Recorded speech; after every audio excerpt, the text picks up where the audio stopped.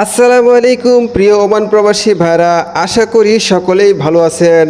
Visa নিয়ে নানান প্রশ্ন, কবে নাগাদ ভিসা চালু হবে?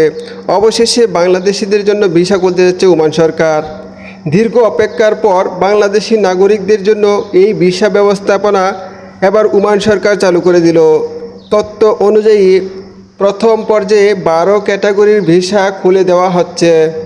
এর মধ্যে প্রথমে থাকছে ফ্যামিলি ভিসা, 2 নম্বর থাকছে জিসিসি রেসিডেন্টদের জন্য ভিজিট ভিসা, তাছাড়া সিটিজেন স্পাউস ভিসা, ডাক্তার, ইঞ্জিনিয়ার, নার্স, শিক্ষক, accountant, investor visa, official visa এবং বিশেষায়িত কর্মী ভিসা অন্তর্ভুক্ত।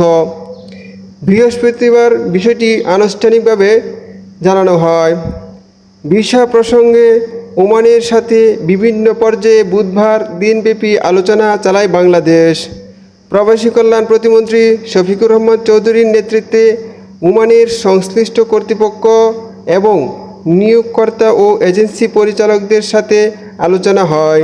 পরে সাংবাদিকদের সাথে আলাপকালে বৃহস্পতিবারের মধ্যে ওমানে ভিসা চালুর বিষয়ে সুখবরের নিশ্চয়তা দেন প্রতিমন্ত্রী শফিকুর রহমান।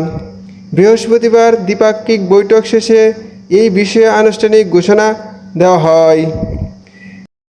পরবর্তী ভিডিওর মাধ্যমে জানিয়ে দেওয়ার চেষ্টা করব কোন কোন ভিসা কিভাবে পাবেন, কিভাবে আবেদন করে আপনারা ওমান আসতে পারবেন। সর্বোপরি ভিসার বিষয়ে বিস্তারিত ভিসার ভিডিও নেক্সট ভিডিওতে ইনশাল্লাহ পাবেন। এই ছিল আজকের মতো খবরাখবর। ফিরবো আবার নতুন কোনো বিষয় নিয়ে। সে পর্যন্ত ভালো থাকুন, সুস্থ থাকুন। আল্লাহ হাফেজ।